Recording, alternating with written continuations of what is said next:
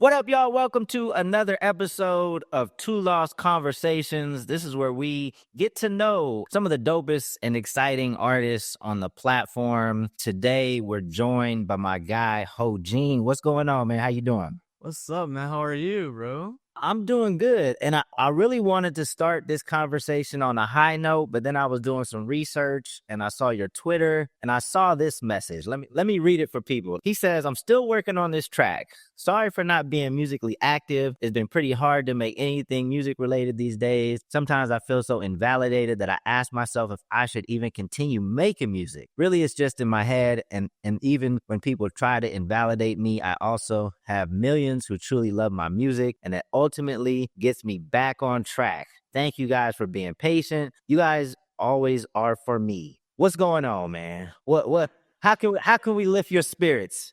No, I mean, dude, and doing anything like this honestly lifts my spirits. I think that tweet kind of stemmed from any kind of artist or any kind of person who has a passion and a goal. Of course, I think it's okay to publicly feel as if you can admit it's difficult. Getting somewhere you want, especially if it's a dream and a passion, it's not easy. It never is easy. You know what I mean? And so I tend to feel as if I really enjoy the fact that I can be vulnerable with myself and I can speak to my audience the way I can. And so when I say like, sometimes I feel like giving up, like I guess I just want people to know what I'm going through. But I think it's also in a way where when I tell people I feel like I'm giving up, it also gives me a little bit more responsibility to make sure I don't. You know what I mean? Well, I mean, you kind of bounce back even in the same tweet, right? It's not like you kept going down this dark path. It's kind of like, oh, the fans are always there for you. You have the support system. You have an amazing amount of traction, so people are rocking with you. They're resonating with the music and the message. But I see that often. Unfortunately, I see it like sometimes artists have admitted to me they do that on purpose because like that low point, like there's a lot of people in low vibration right now, and like it resonates when, so even if they're high and like as soon as they get off social media, like they're like upbeat and everything's going great, like the music stays low because that's what's resonating with, and I'm just not a fan of that. I'm not accusing you of this, but like I know artists that do, just because it's resonating with their audience, like they continue to kind of trick them, like they're still depressed and they're still self-medicating and stuff like Yeah. that.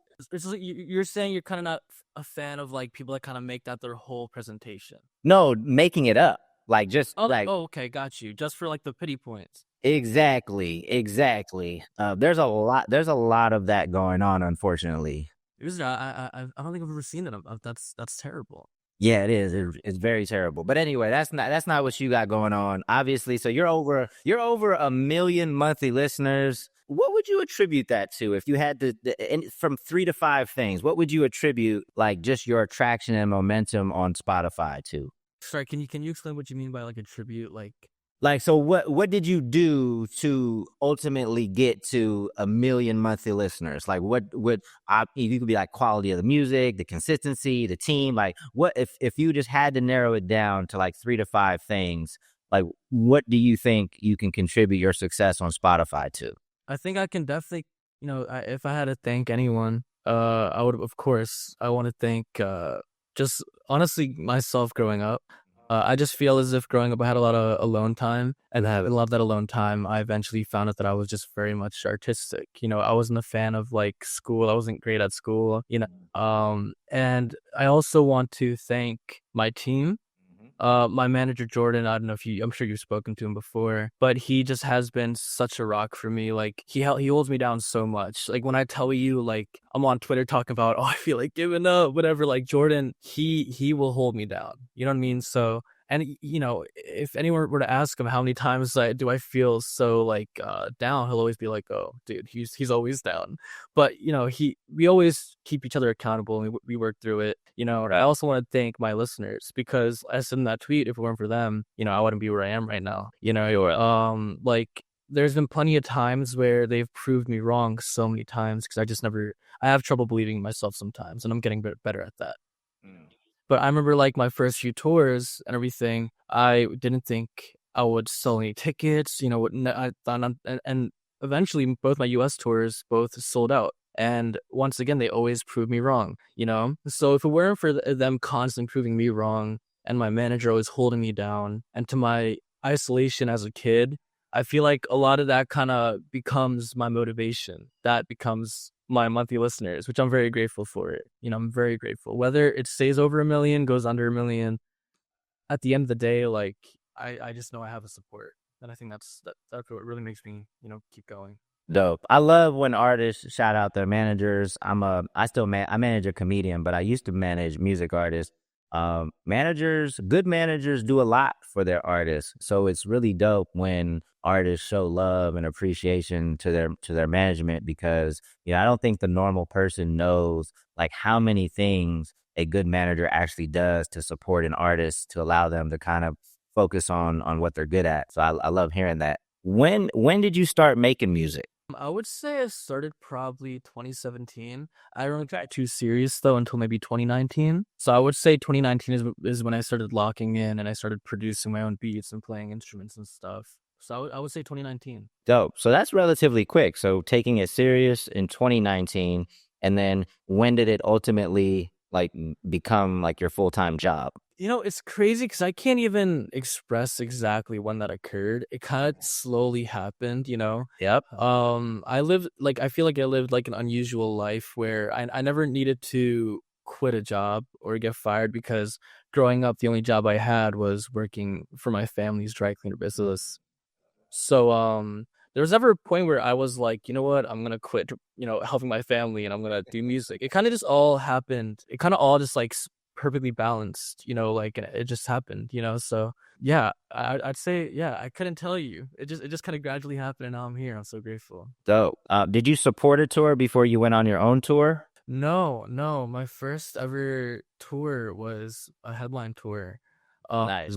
And that was honestly incredible. I learned so much. And I feel as if a lot of artists couldn't really say that their first tour was a headline tour.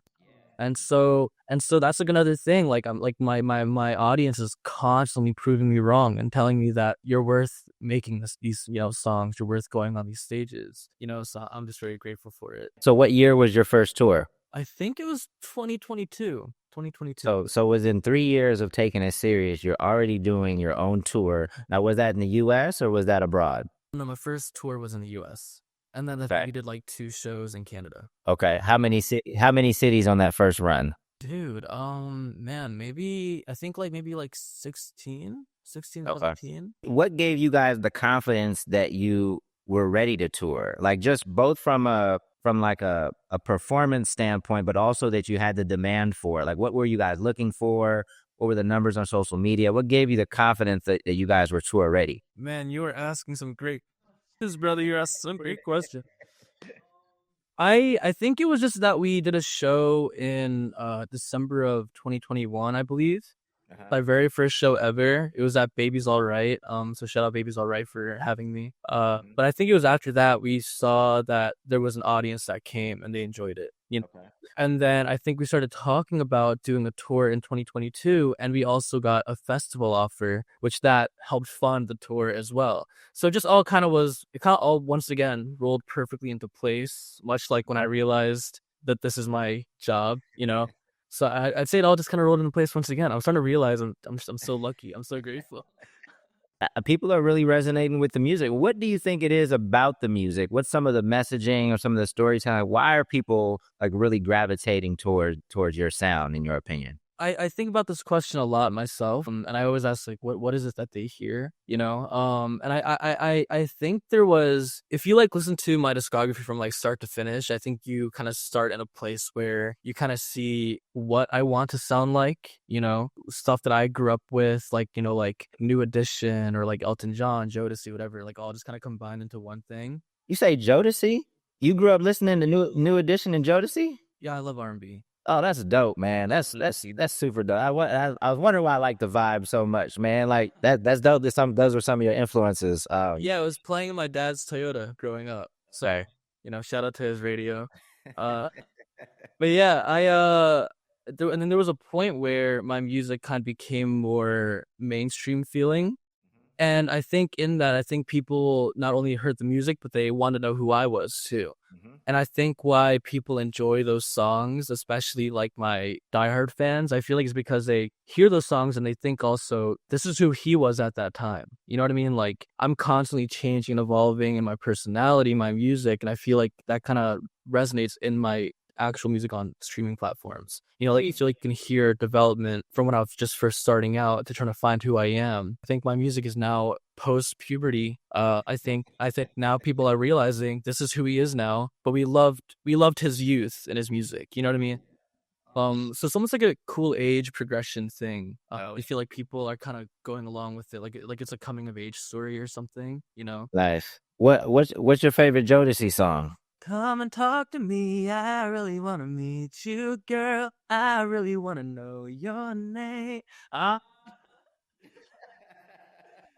I love it. I love it. So there was my favorite Jodeci song. It's not a single. It's a song called Good Love. It's a really dope song. hit me, man.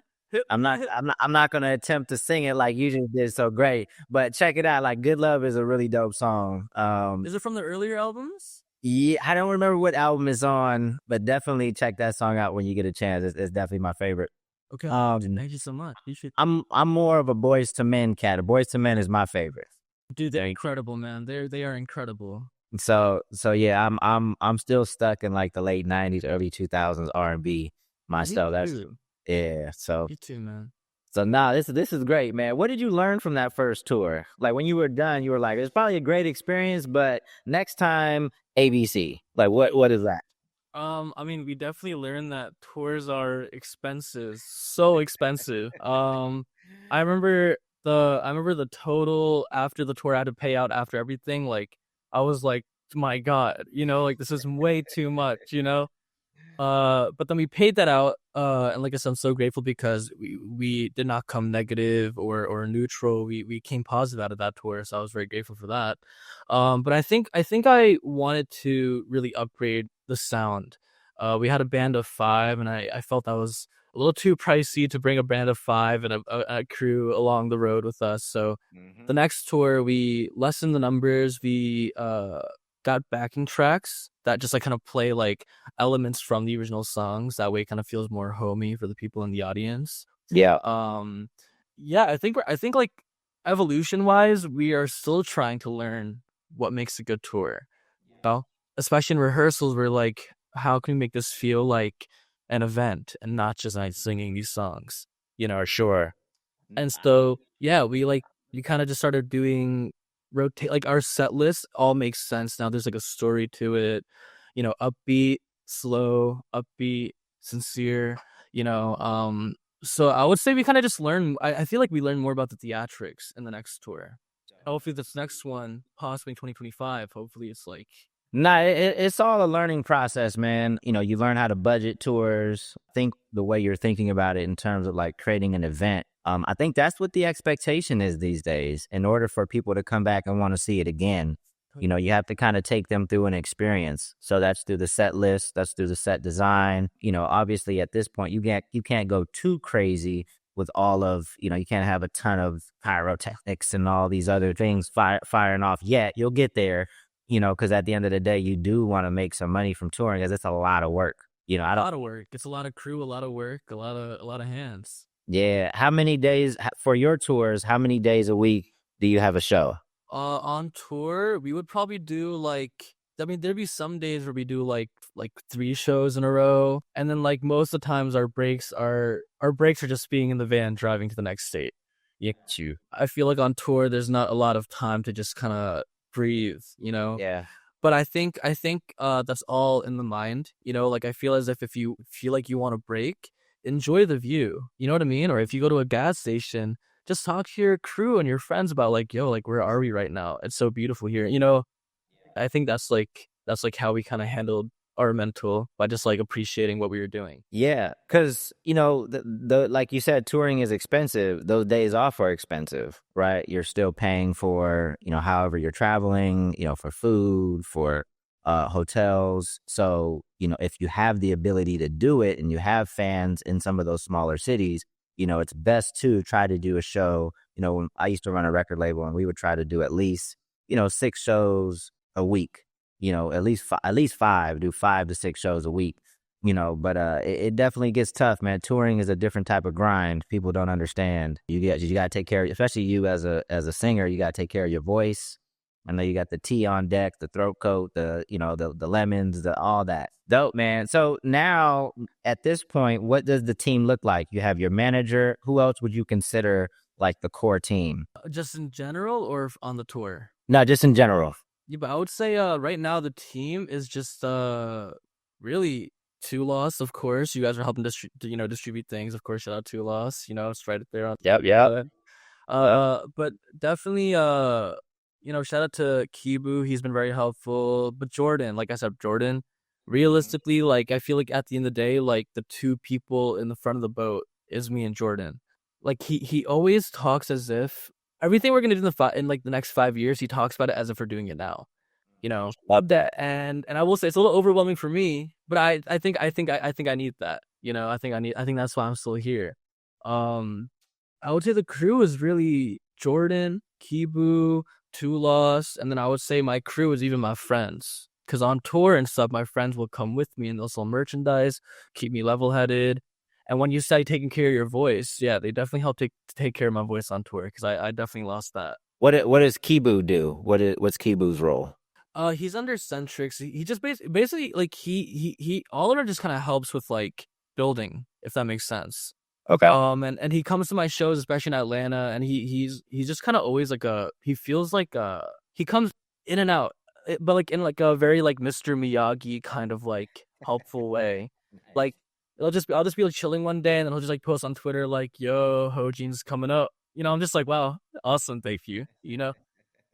Nice. It's important that, you talked about, it seems like you and your manager have a great relationship. That's amazing. It's important that, you guys have on the same page in terms of what the vision is. You said that he talks about what you guys are going to do in 5 years as if it is today.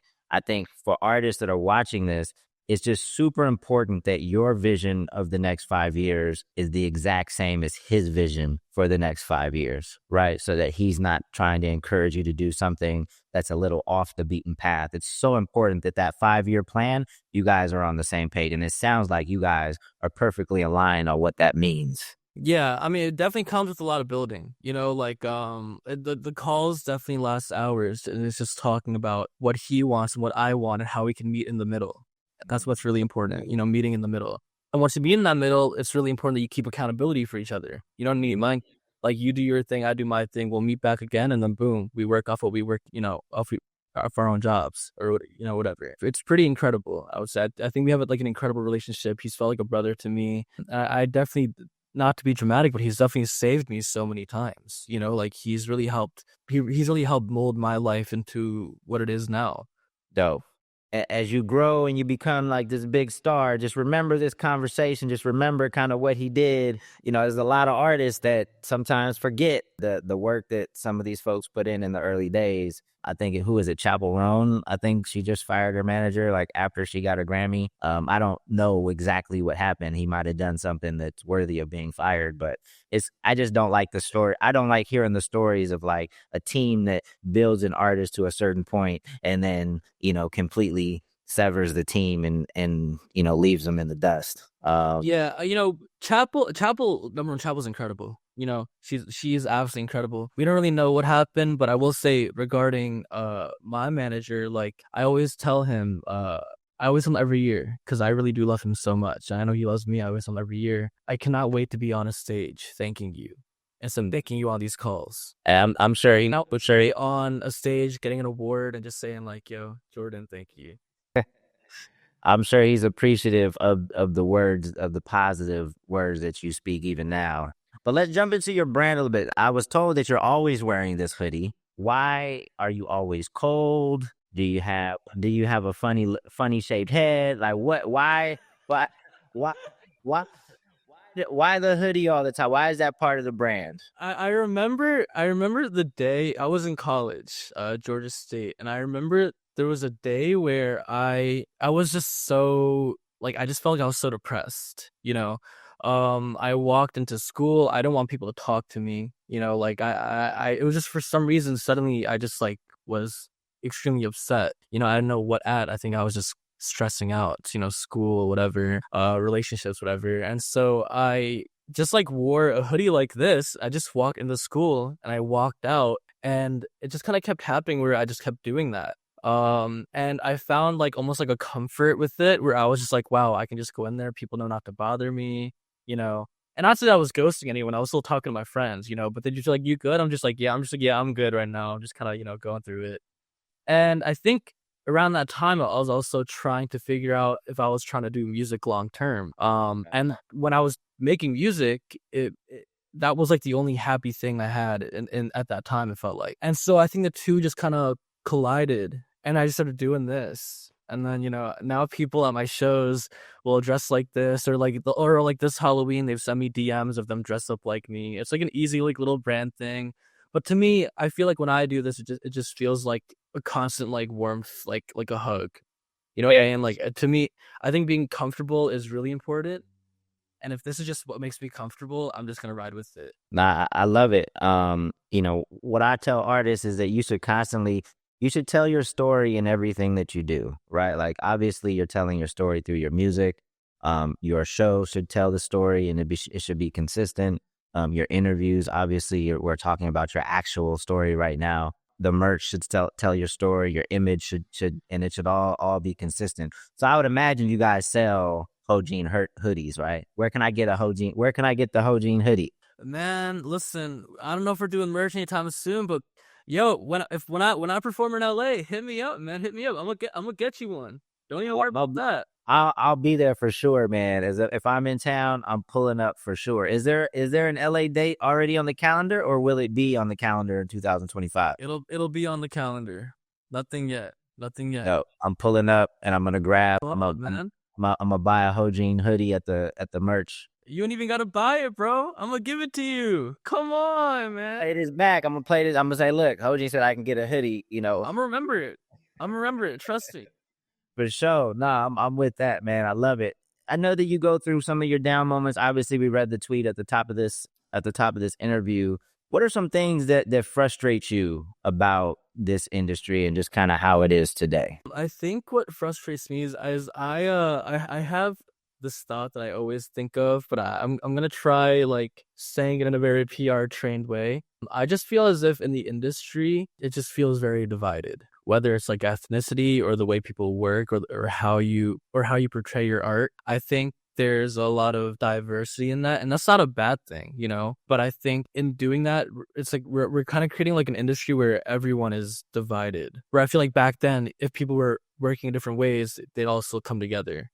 I just feel like in today's industry, everything has to. It's hard to say because I have exactly what I want to say in my brain, but I don't want to like completely air my thoughts out. Yeah, I just think there's a lot going on in the industry right now, and I just feel like it's in a bad place. I feel like people aren't really becoming unique in terms of what they're listening to. Nothing's wrong with that. Like I feel like everyone just kind of follows algorithm. And I feel like maybe a lot of people aren't really developing unique music tastes anymore because of it. But that's not like the end of the world, really. That's just like what I think. I think that actually creates the opportunity for someone, like yourself. When you have all these people doing the same thing, it makes it that much easier to stand out, even when there's a shitload of artists, but a lot of them are gravitating towards the same sound, some of the same stuff. I think that makes it easier for the true, I'm not gonna say the true artists, but the artists that stand in their difference and, do something a little left when people are going right. When you go to your shows, who pulls up, like geographically, and then in terms of like, is it a diverse crowd? I feel like my audience is very diverse. I remember I was this person on Twitter. I'm not gonna say who they are, but they just like said that my audience is all like one certain group of people. And I read that, and I was like a little furious at the fact that they said that. I didn't say anything to them. I tend to be the one where sometimes if I see like a hate comment, I'll just be like, ugh, whatever. Like I'm gonna think about it, but like whatever. I'm not gonna like waste my time replying or whatever. I read that, and I was just thinking to myself like, that's a crazy statement to say, because if you watch like on my YouTube channel, like if you watch my tour documentaries, you will see in the crowd it's just a beautiful, beautiful, diverse group of people. and I really do cherish the fact that my life is just like it's just like that. You know, like I feel like it could have been just a single group of people, like, but if you watch these videos, it's different faces, different ethnicities, and it just makes me happy to know that I'm not like, you know. Now that's super dope. And if you did want more black people to pull up, all you got to do is keep doing covers of Jodeci, and we'll rock with you. Like, I'm telling you, like, No, I truly love like my black audience. I will say, like, especially like at the shows, like they will always be so supportive and so fun. Seriously, so I mean, I don't know if I'm gonna go on stage singing Jodeci. I don't know if I'm at. I gotta get a few people with me to do that. You know, I gotta get a group of me to do that. But yeah, but I do very much appreciate just like I do appreciate just like, people coming out to see these shows. but you have a pretty big international audience too, right? Where have you toured internationally? 2022, I believe I also did Asia. And then 2023, I did Asia. 2024, we just did Australia a few months ago. It was incredible. I honestly, I miss Australia a lot. If the flight wasn't like 30 plus hours, just Babel, I would go there more often. I really would. It's such a beautiful place. Where'd you get? So I'm assuming you hit Sydney, you hit Melbourne, you hit the Gold Coast. Did you go over to Perth? Did you do all of Australia, or which city did you hit? We just did Melbourne and Sydney, and I believe Sydney is Eora, and then Melbourne is Narm, I believe. I think that's like their like indigenous names or something. Yeah, but they're both just incredible. But like beautiful cities, like Melbourne was a beautiful city vibe, and the Sydney had this beach called Bondi Beach, I think. Dude, oh, it was life changing. It was actually life changing. Australia is a great place. Met some friends over there that I still stay in contact with. I used to run a label, and we went over there a couple of times, and the fans were great. They bought a lot of merch. I hope you had a bunch of merch with you when you went over there, because they're very supportive. What would you say? Is there a difference between touring internationally and like your shows in the States, in your opinion? A difference? Yeah, in any way, like crowd response, I will say energy.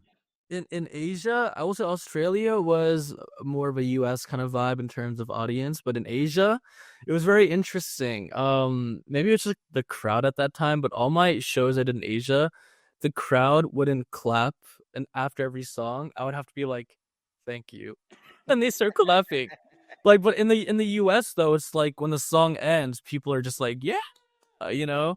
But in Asia, it was so insane because I had to just wait, say thank you, and then they clapped. It felt like it was giving like presentation vibes, but it was cool. Gotcha. Asia was very very fun. So the first tour to now, like who's helping you set up these? Did you guys book your first tour on your own? And then I'm assuming you have a booking agent now. Like how did you get a booking agent? Who supports setting up the tours now? Well, right now we are under TBA agency, and they're so dope. So shout out to Chris and Devin from TBA. They basically will help route the tours to make sure that it doesn't feel wonky. You know, like like everything. It's just like an express kind of way. You know, like a outline of the map, whatever. Shout out to Kyle as well because he helped with the first tour ever, and he didn't need to do it, but he did. So shout out to Kyle as well. But yeah, right now it's TBA. Devin and Chris, they help manage like the routes and everything. And then also it'll be Jordan, and another musician named Sam Stein, who's an incredible musician. He helps tour manage. And so he'll help as well with the routes and everything. So I honestly, I will say like I feel very grateful at the fact that I just have people that are helping me do this. Because I couldn't do it myself. No, it sounds like you got some great people. Tour managing is a whole other job. And a lot of times, when as an independent artist, like in the early days, your manager might double as the tour manager, but people need to know that those technically are two separate jobs. Your tour manager on the road is supposed to just make sure everything is going smoothly, coordinating with the venues to, load in times, going through your sound checks, things like that, making sure the hotels, transportation, all that is as smooth as possible. And it can vary, especially if you have the more people you have on the road, the tougher it is to kind of keep everybody in line and making sure everybody gets where they need to be on time and in one piece. I'm like very grateful at the fact that right now on my tour, not right now on my, I'm not touring right now. I wish I was, but like my current tour crew situation is that Jordan will be in New York, where he's based. He's in New York. He just stays in New York. He's taking emails, contacting merch companies and the venues. And while he's doing that, Sam Stein, once again, incredible musician, and he's tour managing for us. He will actually like help do the driving, contact the people in the venues physically, and then also this previous tour, I had my friend Aman with me. He wasn't on the first tour, but he joined on the second US tour, and he's just so smart. Like you ever have a friend that's just so incredibly smart, you're like, wow, he's one of those guys. So it's like I have someone in New York who's contacting people through email. I have Sam Sun who is contacting people and helping with logistics in person, and I have Amon who is helping to sell merch, but also he's just all around a great like strategic thinker. It's just so awesome. It's really so awesome. Hey, that's dope, man. You got such a great support system. Not to say that you should never be down, but you're still going to go through your highs and lows. But I think it's amazing that it seems like you have such a great team and support system for you guys to continue to make moves. So what does 2025 look like for you? What's the plan? Dude, the plan is crazy. I mean, right now we are working, or I'm working on an album right now. It would be my debut album if things go correctly. We had a bit of a left turn because I had a 14-song album, but I listened to it and I was just like, it's not really resonating with me, you know. And so we kind of scrapped it, put it to the side. Maybe I'll drop some stuff down the road, Oh, but you got to. You got yeah, to. yeah. For sure. Not gonna gatekeep that. You might like some of the stuff in there, man. It's a little bit of like 2000s, 90s R&B. So you might get into it. But then this new track, I just want to be more vulnerable because I feel like these days I've been very like emotional. I've been very like vulnerable. Like I don't know why. Like I've been so like empathetic these days. I don't watch Family Guy a lot, but like if it's on for some reason, I just like I'm just like I feel sad for these characters. Like I don't know. Like it could just be like Meg gets bullied all the time, and I just think to myself like that poor girl, like that poor girl. And so I don't know, like I've just been so like in tune with my emotions as of recent, and I'm still trying to figure out my emotions that I kind of wanted to make an album around that feeling. So 2025, I'm planning on dropping that album, and then hopefully this tour goes well. And I think the biggest plan for me in 2025 is meeting you in my LA show and giving you that hoodie, man. Hey, that's top of the list. I'm looking forward to it. As many conversations as I've had with artists, a lot of times, I mean, you've already had songs go, do really well, in the tens of millions of streams. But a lot of times it's the songs that they didn't think were going to do anything, they just put it out and then all of a sudden, so you probably have a few of those that you're putting to the side right now. I'm just saying, people might want to hear that. So, maybe in a future series or like a Lost Tate series or a Lost Vibes or something, we'll hear some of that music. Well, dope, man. I definitely have enjoyed this conversation. Is there anything else that you feel like our audience should know about Hojean, or maybe just how you're approaching your career that you want to share with people that you've learned that maybe some younger up and coming artists can learn from? I mean, like for me, like I went through a thing where I pigeonholed myself just to get a little bit more traction in my career. And in doing so, that really damaged me. I feel like the streams did well. I gained new listeners, but at the same time, they were kind of looking for someone that I wasn't truly like. It wasn't truly me who I was portraying. I was trying to be a certain way to get a bigger audience, and in doing that, it kind of bit me back in the butt. You know, so I think like for any artist that's like coming up right now, especially like if you just like have a unique look, like don't put yourself in a box. Like if you can think in your head, oh, this is gonna get me money quick, this is gonna get me views quick, really think about whether or not you want to release that, because right now you're questioning art and then a gimmick. And I hate when people build off gimmicks, and I almost entered into that world, and I gimmick a little bit, and I will say I regret it, man. Like gimmicks might work, but I think they're more harmful than they are helpful. Yeah. What was the gimmick that you used for a short time? I think that that's for another conversation. That's for another conversation. I think for any of my listeners that listen to my music and know who I am, they'll know what I'm talking about. It was, I guess, long story short, I thought in order for me to be successful, I needed to completely change my personality and become like an Asian American stereotype. When in reality, like I was born in New York. And when I feel like growing up, I love being Asian, of course. But growing up, I wouldn't say I lived an Asian life. And so when I started making music and I thought I needed to act more Asian in order to get more listeners, because at that time I was only getting Asian opportunities, I thought I had to enter that realm. And in doing so, I got views, I got, streams, I got opportunities from Asian, companies. There was a point where I started to feel as if I was undergoing some imposter syndrome. Like I felt like I wasn't myself because I wasn't being myself. I was lying to myself just for some views. And yeah, basically I kind of broke out of that and I just started being more myself again. And it's been very liberating.